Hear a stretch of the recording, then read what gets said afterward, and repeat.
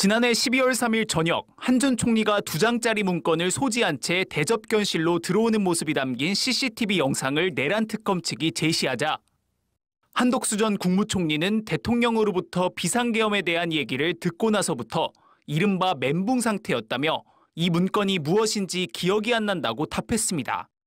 특검이 재차 조사 당시 포고령이라고 진술하지 않았느냐고 추궁하자 검사의 유도 질문에 따라갔다고 주장했습니다. 계엄 선포 직후 이상민 전 행정안전부 장관과 16분간 대화한 내용에 대해서도 CCTV를 보고서야 이야기한 사실 자체를 알게 됐다면서 어떤 말을 했는지는 100번 생각해봤는데도 정말 기억이 나지 않는다고 증언했습니다.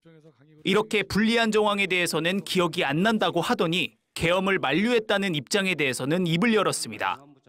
윤석열 전 대통령으로부터 비상계엄 선포 계획을 듣자마자 경제와 대외 신인도가 엉망이 될 것이니 재고해달라고 말했다고 증언한 겁니다.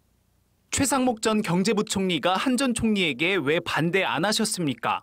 50년 공직 생활을 마무리하려고 했습니까? 라고 따지는 걸 봤다는 조태열 전 외교부 장관의 진술에 대해서는 저한테 그런 이야기를 한 게 기억이 난다며 이후 최 전 부총리에게 귓속말로 당신이 대통령에게 가서 이야기를 좀 해봐라라는 취지로 말했다고 주장했습니다. 한 전 총리 신문을 마친 1심 재판부는 모레 결심 공판에서 검찰 측의 구형과 피고인 측 최종 변론, 한 전 총리의 최후 진술까지 진행할 예정입니다. MBC 뉴스 차현진입니다. 김용현 전 국방장관이 손가락으로 남은 국무회의 정족수를 세고 있을 때 한덕수 전 국무총리는 송미령 농림부 장관에게 빨리 대통령실로 오라고 독촉 전화를 하고 있었습니다. 정족수가 채워지자 윤석열 전 대통령은 계엄의 정당성을 주장한 뒤 자리에서 일어섰고 맞은편에 앉아있던 한 전 총리는 고개를 2번 끄덕였습니다. 이후 윤 전 대통령과 함께 대접견실을 빠져나간 김용현 전 국방장관이 무언가 빠뜨린 듯 돌아오자 한 전 총리는 책상 위에 있던 계엄 관련 서류를 건넵니다. 특검은 이 같은 모습들이 국무회의를 열어 계엄을 제재하려 했다는 한 전 총리의 주장이 거짓임을 보여준다고 주장했습니다. 국무위원들의 말을 들어보라는 건의를 한 상황은 전혀 확인되지 않고 윤석열과 김용현에게 관련 서류를 건네주었습니다. 동조의 의사표시를 하는 모습까지 확인됩니다.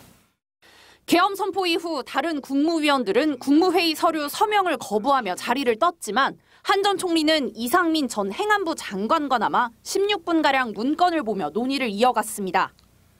이 전 장관이 양복 주머니에서 문건을 꺼내 건네자 한 전 총리는 이를 곰곰이 읽어본 뒤 손가락으로 문건을 짚어가며 무언가를 긴밀히 이야기합니다. 얼굴에 웃음을 띠고 있던 이 전 장관이 들고 있던 종이는 언론사 단전단수 지시 문건으로 특검은 보고 있습니다. 국무총리로서 비상계엄 선포에 따른 행정각부에 대한 대통령의 지시사항을 총괄하여 챙겨보면서 내란 범행을 방조한 것으로 보입니다. 이에 대해 한 전 총리는 CCTV 영상 중 기억이 없는 부분도 있다며 변호인과 상의한 뒤 입장을 밝히겠다고 진술했습니다. 재판부는 계엄 이후 무장군인이 투입된 상황에서 어떤 조치를 취했냐고 물었지만 한 전 총리는 계엄에 반대했다고 동문서답했습니다. 무장한 군인들이 출동을 했고요. 그걸 막기 위한 어떤 구체적인 조치를 취했는지 묻는 겁니다. 저는 국무위원으로서 할 수 있는 가장 중요한 일은 결국 그 국무위원에게 주어진 그런 국무회의라는 것을 통해서 본인들의 입장을 밝히고 해야 된다고 생각합니다. 계엄 선포 반대해서 밝히신 거 맞습니까? 반대하시는 듯한 모습이 CCTV에는 안 잡혔는데. 증인으로 나온 김용호 전 통일부 장관은 계엄 선포 계획을 한 전 총리가 아닌 윤 전 대통령에게 처음 들었다고 진술을 번복했습니다.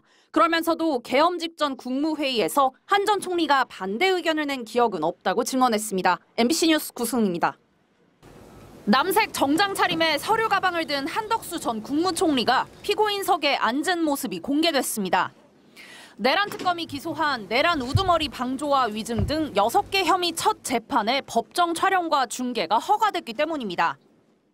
사안의 국가적, 사회적 중대성에 비추어 국민의 알 권리를 보장하되 굳은 표정의 한 전 총리는 법정에 가득 찬 취재진을 의식하는 듯한 시선을 보이기도 했습니다. 특검 측은 한 전 총리가 윤석열 전 대통령의 위헌 위법한 계엄 선포에 절차적 정당성을 부여하기 위해 국무회의 소집을 건의했다는 공소 사실을 읽어내려갔습니다. 국무총리로서 대통령의 위헌적이고 독단적인 권한 행사를 통제하고 견제할 최종적인 책임자로서의 의무를 저버리고 제1보좌기관으로서의 임무만을 충실히 수행하였습니다.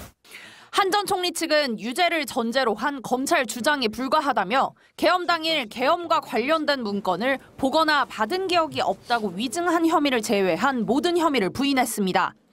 12.3 계엄이 위헌인지 화펀인지 묻는 재판부에 한 전 총리는 즉각적인 답변을 피하면서도 계엄은 수긍하기 어렵다고 했습니다. 변호사님을 통해서 말씀을 드리도록 하겠습니다. 계엄이라는 것은 국가를 발전시키기 위한 그러한 차원에서 봤을 때에는 그렇게 받아들이기 어려운 그러한.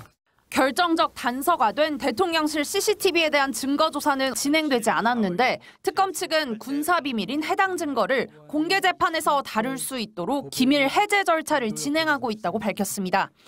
한 전 총리 측에선 여론 재판화할 우려가 있다며 반대했지만 재판부는 다음 기일에 증거 조사를 진행하기로 했습니다. MBC 뉴스 구승훈입니다.